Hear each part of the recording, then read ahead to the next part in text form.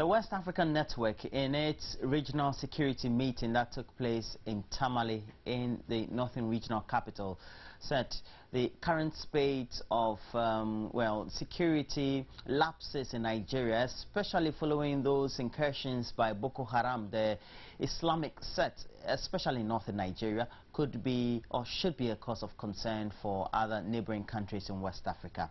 Well, we want to discuss the subject of Boko Haram, more specifically how it relates to Ghana and other sub-regional countries. More importantly also, what sort of security measures need to be put in place to make sure we get the right sense of security and the needed security measures. And well, we'll also be joined on the line by Atani Delali. He is the representative for the West African Network for Peacebuilding here in Ghana. And in the studio to help us do the analysis, we have Irobaid Ibrahim. He is an international news and security analyst. Thanks for joining us. How are you? You're welcome, and thanks for having me. Okay, are you worried about the incursions being made by Boko Haram over the last couple of years, if not months? Personally, as a Ghanaian citizen, I feel safe in my skin because the permutations on the ground do not indicate that there could be any potential attack within the Ghanaian jurisdiction. But as an observer and as a citizen of the West African sub-region, I'm a bit perturbed by the way Boko Haram has mushroomed and it has spread its tentacles. Initially, it was concentrating its attacks in the far northeast, but recently it has shown that it has the capability to go beyond the restive north to attack other regions of the country. And recently, the capital Abuja was hit as well. So as Africans, we find such wanton disregard for human life quite discomforting because it is alien to us. That's why I'm not surprised that prominent Ghanaians have started speaking to the subject. And for me, the prudent thing to do now is to set in place the needed mechanisms to insulate other countries within the sub-region from the scourge of terrorism. And Atani Delali, you're on the line, and especially with the West African Network for Peacebuilding, how crucial is it that despite all the incursions by Boko Haram, we have government in West Africa also perhaps trying to assist the Nigerian government to make sure there are no perhaps spread of their activities elsewhere in the region? Yeah, good morning, Roland. It is very crucial because we have seen the contagion effect of the Boko Haram insurgency, and then their link also to other like-minded groups like Al-Shabaab and even Al-Qaeda in the Islamic Maghreb. So it is very important for a regional strategy to be implemented. Already, ECOWAS has adopted a regional strategy for counter-violent extremism, and they've identified a number of actions that will be undertaken within the West African sub-region to minimize or even eliminate the threat of terrorism in West Africa. However, the implementation of this is what is not forthcoming. And if you look at the issues related to capacity, that is the major worrying part, because you know, the fight against terrorism is not a national issue or sub-regional issue. It is a global issue, a global phenomenon, which requires even the support of the global community. So the African Union has also, way back in 1999, started the process of also developing mechanisms for Africa to counter terrorism on the African continent. And they have elaborate strategies, but the implementation of these strategies is not happening, and then we are seeing increasing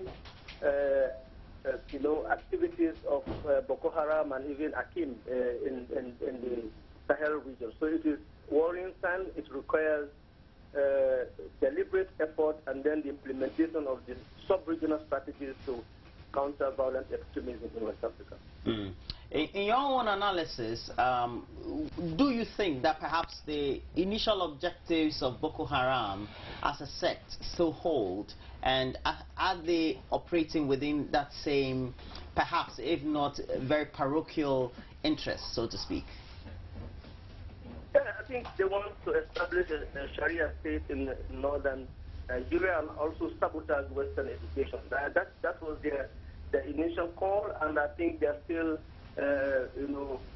maintaining that, because the attack recently, the kidnapping in a school, it is, just to intimidate students from attending Western, education facilities, and also how they've managed to really, operate within the northern part of Nigeria and even extend to the south, and with the recent kidnapping, it signals if they are even holding territory in Nigeria, because I don't know whether the people they kidnapped are still in Nigeria as well. If that is so, that is the most worrying sign. And we've not seen, the government coming through with their strategies, to free the hostages taken by Boko Haram.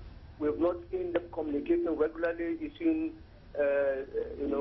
daily press statements and telling us what is happening. So the extent that the parents of these girls dare to venture to go after the Boko Haram and say they are going to negotiate to release their daughters.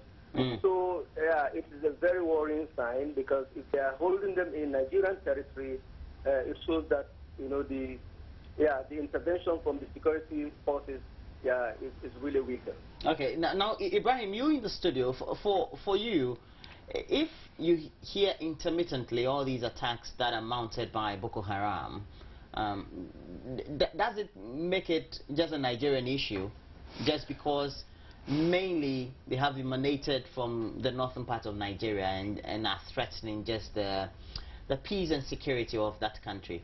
But there are fears that it could trickle to other states in the sub-region. I think, Roland, there's a treasure trove of evidence, and I agree with my colleague on the line that Boko Haram seems to have evolved over the past 5 years. Initially, they were ensconced only in the northern part of the country, but because of the toppling of the Gaddafi, the Libyan president, and the fact that weapons have gone awash in the Sahelian region, and you mentioned Al-Qaeda in the Islamic Maghreb, they're able to funnel some of these weapons to neighboring countries like Cameroon, Chad, and Niger. So there is enough evidence that Boko Haram has been using neighboring countries as a launch pad to carry out attacks within the Nigerian jurisdiction. So the insurgency up to this time is not transnational in its outlook, but it draws from resources and recruits from neighboring countries. Mind you, Boko Haram is not only a Hausa problem. The current leader, Abubakar Shekau, is a Kanuri, and therefore they derive from the pool of their ethnic people across the border in Cameroon. So there is a certain support system for them in other countries, but for the capability of Boko Haram to carry out any attack beyond the frontiers of Nigeria, I doubt that. That is why I think there should be a multi-pronged approach to resolving the problem, so that it doesn't have a domino effect to trickle to other countries, just as we have indicated. I think it is quite, parochial to think that this is a religious problem. Certainly, Boko Haram has remained true to the puritanical reasons for which their first leader, Muhammad Yusuf, formed the group in 2002, that they want to impose Sharia not only in the northern part of the country, they want the whole of the Nigerian population to embrace Sharia, and that is impossible because there is a near split between the Christian and Muslim populations over there. So what basis, even doctrinally, you don't have any strong argument to corroborate the fact that you should impose Sharia upon the people. But over the past few months, Boko Haram has moved from attacking churches to mosques. So Muslims are suffering as much as Christians are suffering as well. So let's go beyond religion, even though etymologically, when you look at the brand name, Boko Haram, they say Western education is sacrilege or is prohibited. But those of us who have studied Islamic jurisprudence understand that Islam says it is open to everybody, that wherever there is knowledge, you go and seek it. But that is the bully pulpit they are using. They are riding on the back of Islam to spread their violence across the region. So can we make the conclusion in itself that even Boko Haram in itself, with the sects and its own objectives and its operation itself, is haram to Islam? Okay, I can't say that because I'm not an Islamic jurist to pass judgment as to whether they are heretics or anything like that. But it is good to understand that we can't treat Boko Haram as a complete lump. we shouldn't lump them together. Look, there are different, factions within Boko Haram. We have the nucleus of Boko Haram, just as the colleague on the line has mentioned. They are those who are insisting that they are ideologically attached to the ambition of making Nigeria an Islamic state. And over the past few years, we have got the political aspect of Boko Haram, because certain disenchanted northern politicians felt that when the former president Omar Yar'Adua, who was coming from the north, and the arrangement of the PDP is that when you get a president from the north this time, the next time he has to come from the south.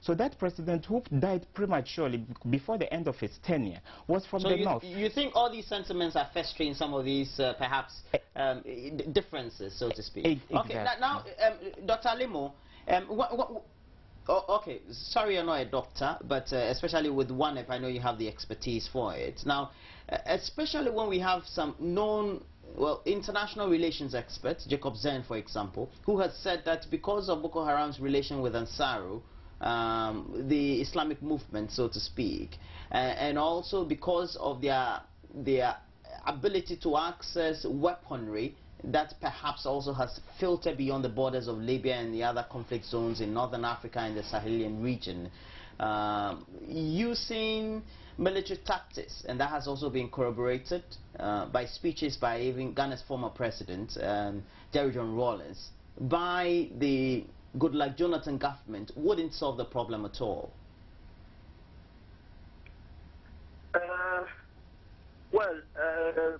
It depends on how we broaden the analysis.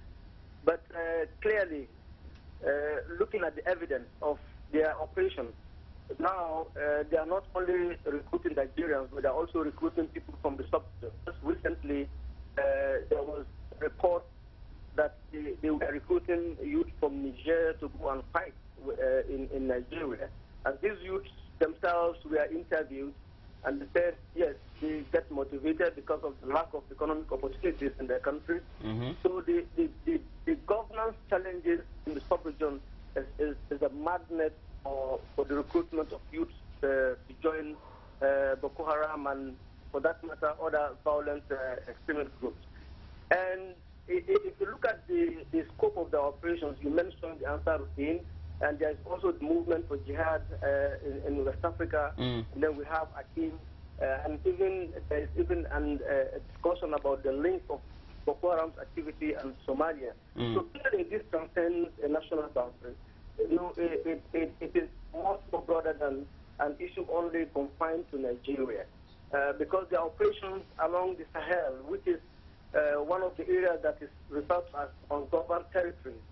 We don't know what is happening there. We don't know how they are operating with other criminal groups that are also, trading in arms and narcotics, which is an important source of revenue for them.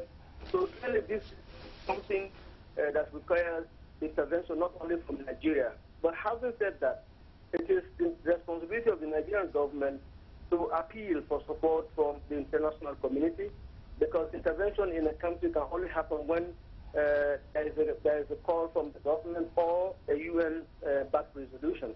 So at this stage, I think it's important. And I remember just in February, the president said that in the fight against Boko Haram, he thinks he's going to extend an appeal to other countries to come in and support. And already they're getting this support, but it is just technical support and logistic support, and which is not from the military perspective.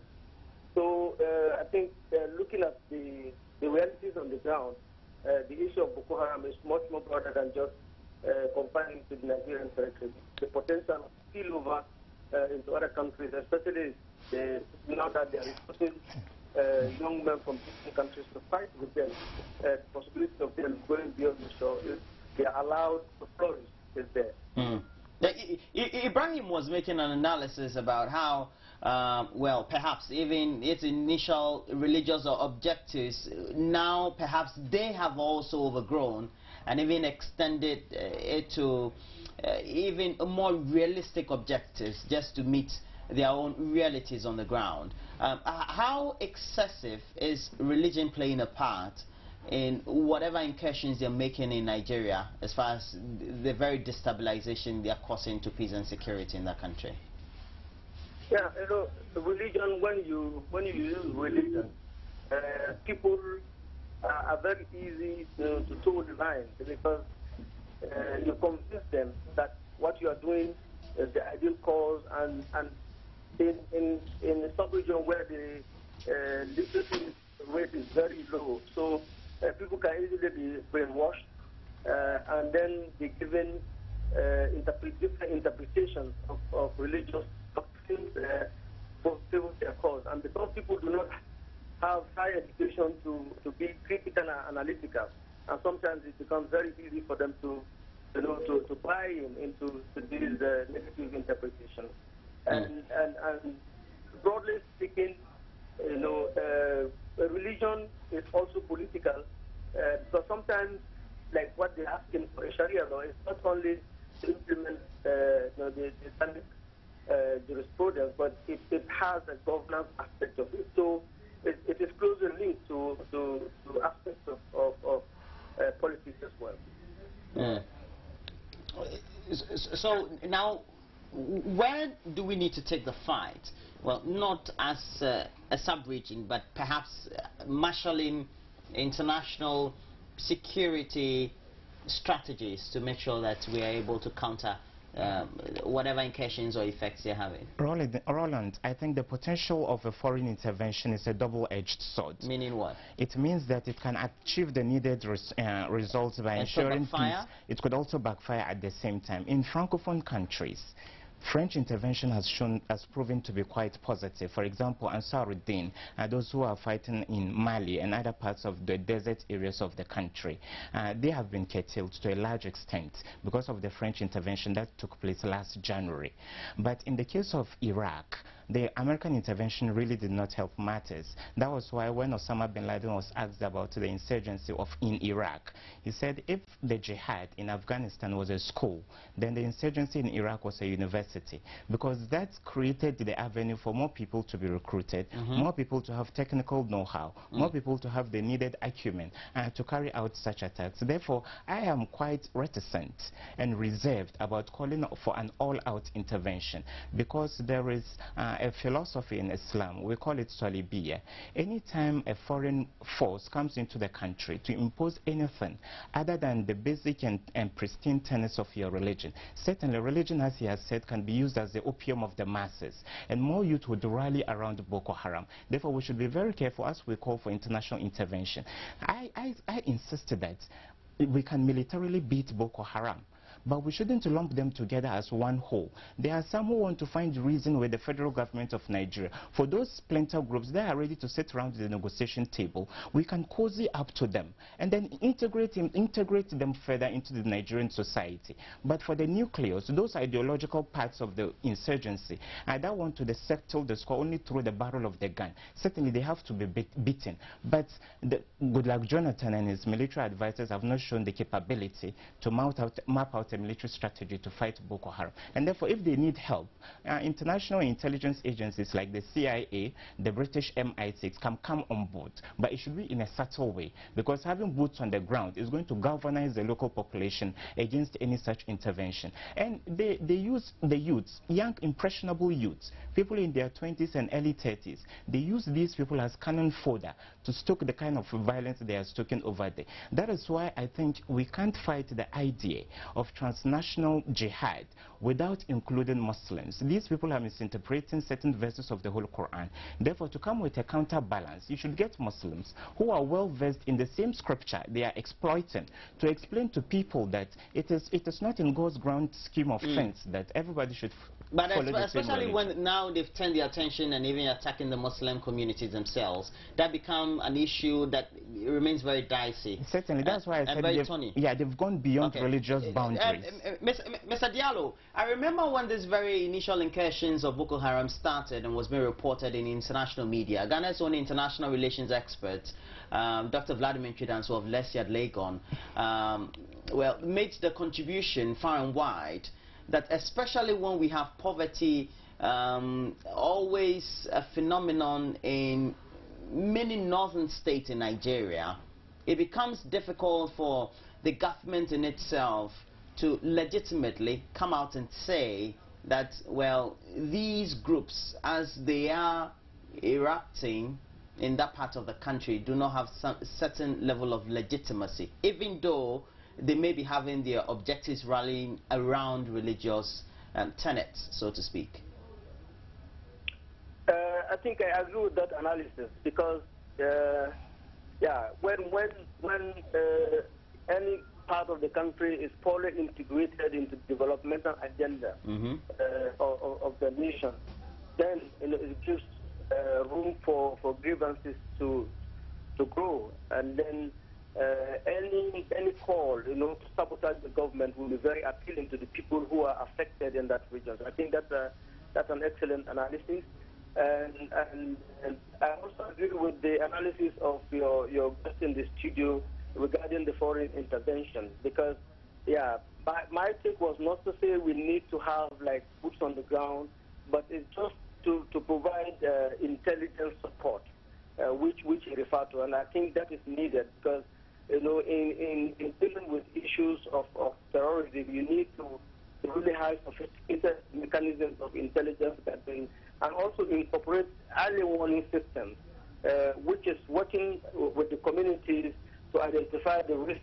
the potential signs of conflict or violence, and then take necessary actions to prevent the escalation or the explosion of bombs. So we need to look at how to strengthen the intelligence aspect, but not to say you require a military intervention as in the sense of Libya or other countries. That might just worsen the situation because, yeah, it would be counterproductive. So at this stage, I think it's important, as you said, to embark on massive education. How do you engage the communities, educate them about the true meaning of Islam, and also embark on development agendas that provide youth employment for the youth and also development for the communities that are affected. Oh, yeah. Well, Ibrahim, especially when in Africa, we have perhaps pockets of Muslim-dominated communities in countries that are not necessarily Islamic states, so to speak, apart from those in the northern parts of the continent. And so we have a lot of Zongos, let's say in Ghana. Ghana alone has 360 Zongo communities. And you go to Mali, you go to Senegal, you go to some other countries, you see some of those pockets of communities. Even in Nigeria, when we have the north being dominated by the Muslims, you still come to the south and you see pockets of communities just like you find in Ghana. How does that perhaps fester the objectives of Boko Haram in that they can operate anywhere in the world, anywhere in the country in which they would want to operate? Because their ideals based on how they misinterpret the Islamic religion could be bought by young people out there. I spend hours every day because I understudy more than 20 insurgencies across the world. The latest communique from the leader of Boko Haram, Abubakar Shekau, was that they've thrown down the gauntlets and they are going to spread their tentacles ever wider, and they are going to hit the oil rigs in the Niger Delta state. And that is quite presumptuous, but we wait to see whether they will make good on that threat. Initially, they threatened to attack Abuja, and lo and behold, they attacked the UN headquarters in Abuja and the police headquarters in there as well. So they have a pool of resources to tap into. For the fact that, look, in any situation of terrorism, you need only two things. You should have people who follow the same religion, and number two, be able to brainwash them. That was what the colleague mentioned, the colleague on the phone mentioned. And therefore, at any point in time, that is why I think the best way to fight potential terrorism is by denying it of the conducive environment it so desperately needs to thrive. Give jobs to the teeming unemployed youth, make sure the masses do not live in abject penury in the midst of plenty. So for as long as you provide these people these things, when anybody proposes anything negative to them, certainly they won't embrace it. I am particularly concerned about Ghana's national security because we have a crossbreed of Hausa-speaking Nigerians who come here at will. And therefore, all that Boko Haram would have to do in any eventuality, which we do not anticipate, is just to press the buttons That is why there should be a lot of public awareness. People should be educated about jihad. There is so much talk about jihad and Sharia. Roland, sometimes we shy away from the facts on the ground. The point is, the current capitalist world order has disappointed the general masses. And therefore, in their bid to seek another system for the world, these people are embracing primordial systems, like those that were used in the 7th and 8th centuries. And therefore, we have failed them. The contemporary world system has failed people.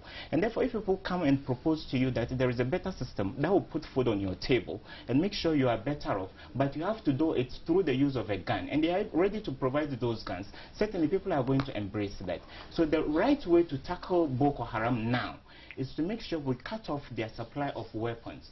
I have monitored the evolution of the group. When they started, when they militarized their campaign in 2009, they were using modest weapons like simple rifles and Molotov cocktails. Now they use miniature rocket launchers, etc. Exactly, and they're able to mount high caliber machine guns on pickups. And recently they attacked the most sprawling military base in the north. We call it the Giwa Barracks. And they overran it. They killed all the military generals over there and freed thousands of detainees. And therefore they have outgrown the capability of the Nigerian security forces. And the earlier they came to terms with that and sought technical assistance, the better it's going to be for them. Well, Mr. Diallo, so we need international, perhaps, help in Nigeria. International help in Nigeria will enable the country's military and the country's government to perhaps also nip Boko Haram in the bud, or just minimize its own, well, influence, so to speak. Yeah, as we said earlier on, there's a need for international support, actually. Because in what form? Yeah, in the form of provision of logistics, and also intelligence equipment and technical support in terms of capacity building and training. So I think, yeah, there's a need for that, because when it comes to issues of counter-terrorism and counter-violent extremism, you know, the U.S. has a lot to offer, but this, as my colleague said, this has to be provided in a subtle way, so that it is not seen as a foreign intervention which might aggravate the situation. And yeah, and I like his analysis when he talked about the fact that communism has collapsed and democracy is also in a crisis, because yeah, the rich keep getting richer and then the poor are marginalized. So what is the alternative? So it becomes a fertile ground if anybody comes to offer something that seems to be an alternative, you know. So we need to look at how do we find an alternative in building equitable societies where people have access to equal opportunities. That is one good way of countering it. If you look at what is happening in the Scandinavian countries, I think they have succeeded in building a model of egalitarian society where people are treated equally. Leaders and the led, they're all treated equally, and they have access to the resources. So how do we look at it? And then address the issues of problems arising out of capitalism, because you know capitalism is about making money, but if you are making money at the expense of other people, and the status quo cannot be contained. So that is one of the challenges we need to look at going forward. Ibrahim, how can they fight a sect or a group that is operating among communities? It's always difficult to be undertaking such a warfare with those guerrilla tactics, so to speak. Yeah, we call it the war of attrition. It's a hit-and-run kind of warfare. It's not conventional warfare. That's why counter-terrorism should be intelligent. Because the Americans, when they tried to intervene in Somalia back in the 90s, they didn't succeed just because of same similar topographical features. That was the incident of Black Hawk Down, when a few American servicemen were killed and their corpses were dragged through the streets of Mogadishu. So the guy you are fighting, Roland, is in plain clothes.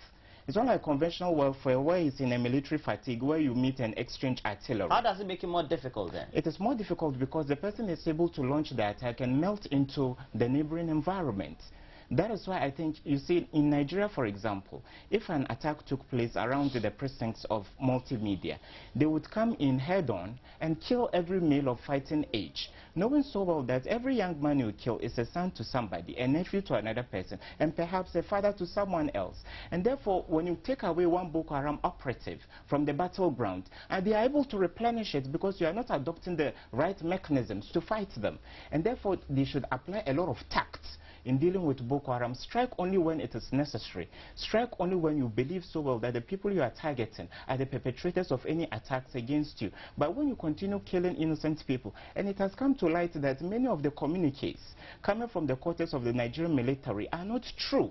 They claim to have captured a middle tier commander here and there. They even claimed to have even killed the current leader. So therefore, if you lose credibility in the eyes of the international community, certainly you are not giving us a true reflection of what is happening on the ground. I can tell you on authority that Boko Haram has killed thousands of Nigerian servicemen.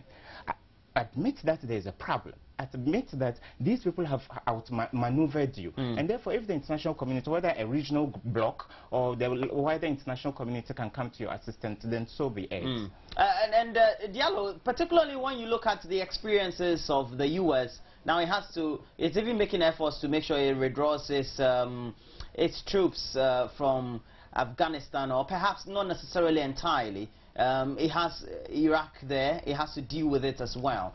America has become very skeptical in dealing with some of these very nuances that seem to be affecting international peace, and especially when it seems to be far off from its own geopolitical interest epicenter. It becomes more remote. That America will make an intervention at all, I mean, militarily, forcefully. No, militarily, yeah, I think that should that should not be the way forward. I think one best way also should be to look at how do you work with the communities, because sometimes, you know, we fail to understand that in dealing with conflict, if the people who are affected are not involved and take ownership of the issue, it will never be resolved. Which of the protagonists are you talking about? Those perpetuating the act, or those who are victimized? You need to engage everybody.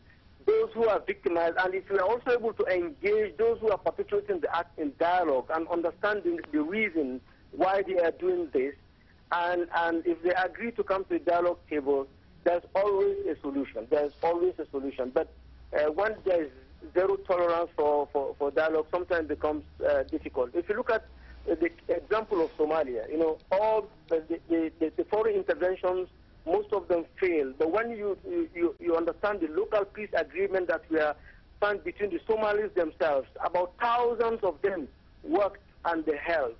So how do you build on this and support the communities? Because in every conflict situation, you have the voices of reason. How do you identify the voices of reason that cut across the divide, and then use them as the ones to arrive at the right actors that you need to talk to? So this also requires working with the communities, because they can assist in identifying who are the critical stakeholders. If you don't know who are the critical stakeholders you are dealing with in the conflict, you'll never be able to initiate a dialogue process to understand how you can address the grievances. So I just wanted to underscore that. If you look at what happened in northern Mali, even though the northern part was overrun by the rebels and later on overtaken by the extremist groups, but the population, who are predominantly Muslims, we are constantly demonstrating against that, and that even made it easy for the intervention to succeed. So it is important to work with the communities, because Mali is about 80 or 85% Muslim. Senegal is also about that. Sierra Leone is about that. Guinea, they are all in the high percentage. But these countries do not, encourage extremism, and they have mechanisms for religious tolerance. So how do we build on this and use them to deal with the examples of Boko Haram in Nigeria, and even the issue of the Central African Republic today, which is a religious conflict? Abu Shekau, how do authorities need to reach him? It's quite difficult because he has proven quite evasive. Terrorist leaders do not spend 2 nights at the same place. They keep changing their almost geographical like location. Osama bin Laden. Osama bin Laden. But in the case of Osama bin Laden, that's why, Roland, I think there is some fishy politics at play. The people who are fighting these terrorist leaders know the whereabouts of some of these people.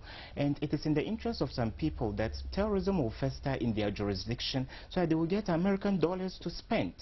And Obama has proven to be soft on terrorism. He's not as hawkish and feisty as Bush was, because Obama has realized that it's not within the... What you're espousing, are these just not wild conspiracy theories? They aren't, because in Nigeria, some people are profiting from the carnage in the country.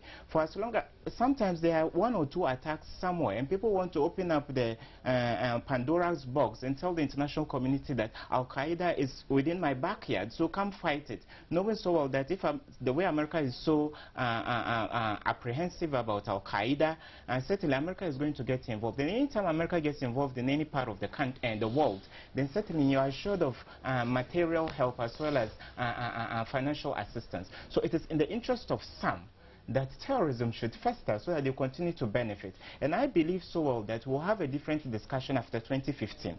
There is a lot of political disenchantment in Nigeria, and for as long as Jonathan continues to be president, certainly I'm sure in the run-up to the election... There will be a lot of dissatisfaction in the part of disaffection within the population, and in the run-up to the election... Which section of the population? The northern part of the population. Or the Muslim section of the population. Exactly. And in the run-up to the elections in February next year, I expect an exponential escalation in attacks.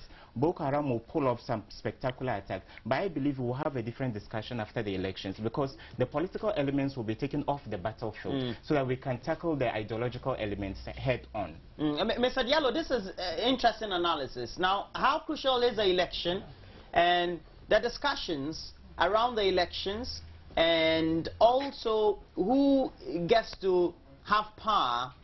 How would that play at all?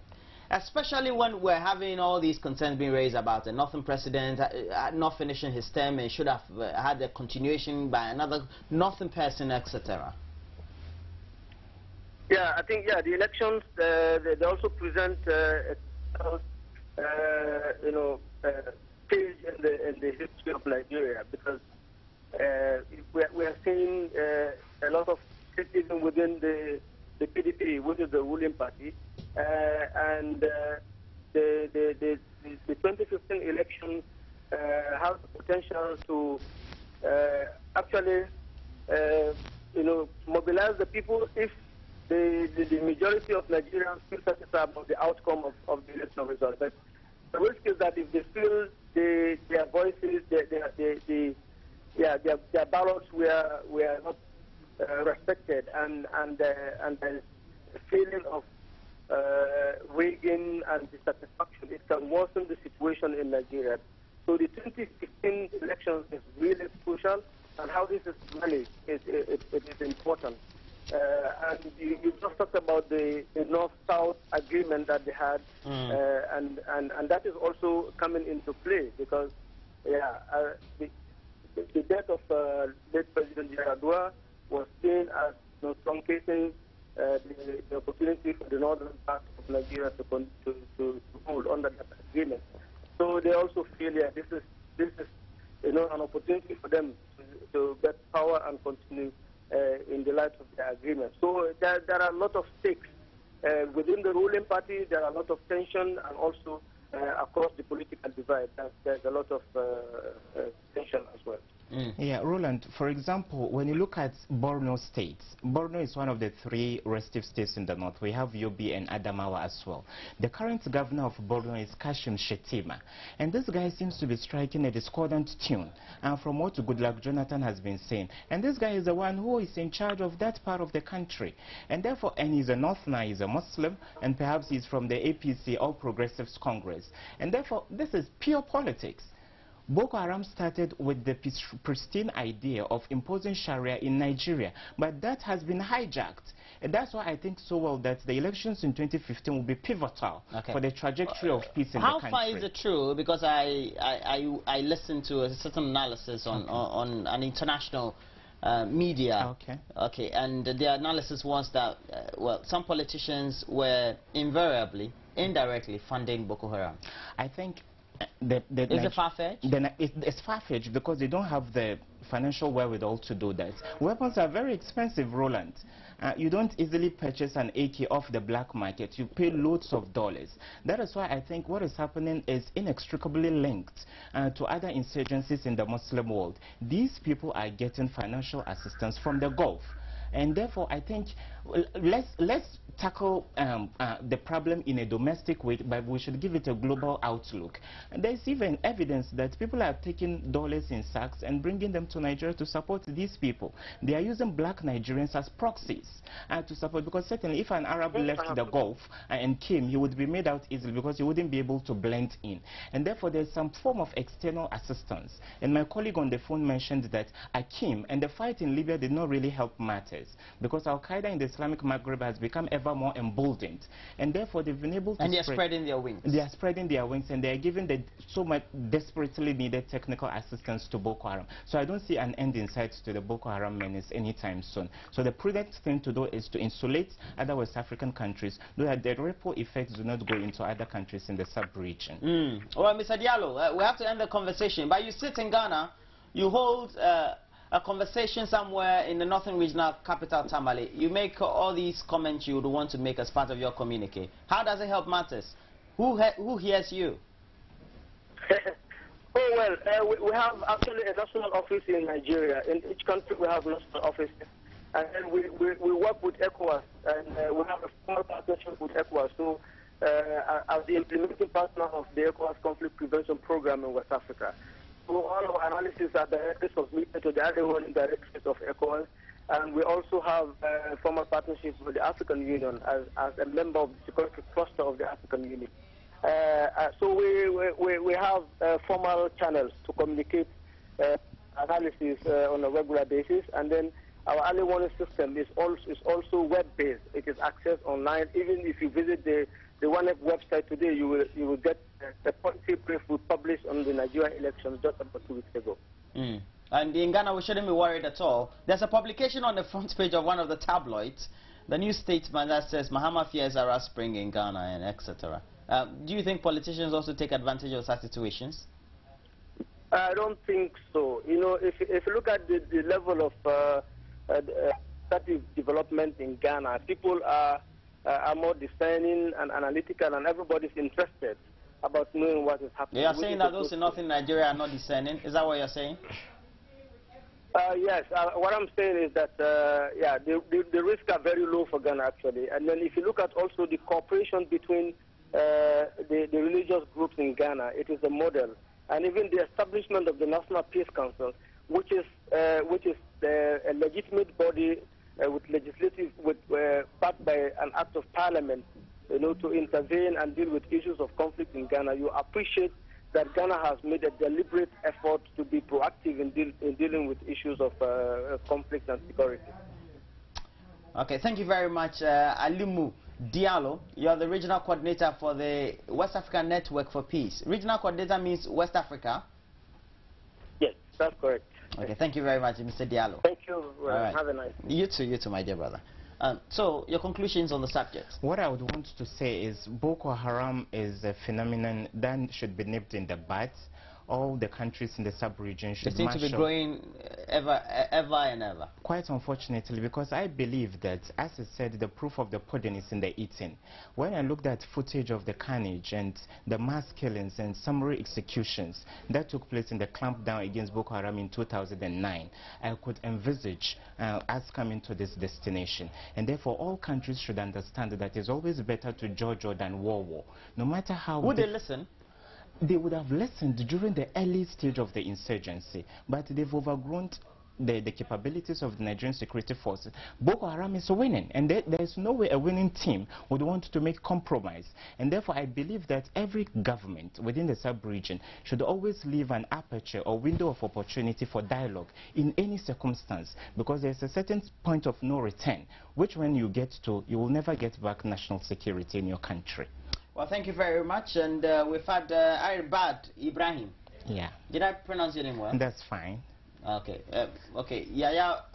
My director is saying Irbad. Anyway, Irbad, it's fine. Irbad is the right pronunciation. Irbad Ibrahim, thank you very much. He is an international news and security analyst, and thanks for joining us this morning. You're welcome. Very incisive analysis by you. We hope to have you in the studio sometime again for us to continue our discussions not only on peace and security in Africa, but also West Africa and Ghana. We're taking a short break. We'll be right back. But before we go on that break, please, we have some of those messages. Kenzie Kwejo, the Boko Haram situation isn't far from Ghana. The actions and inactions of this current government is making Ghanaians frustrated each passing day. Boko Haram isn't far from Ghana. Agbenu reflection, but I'll be happy if they are to deal with some members. Boko Haram is never far from Ghana.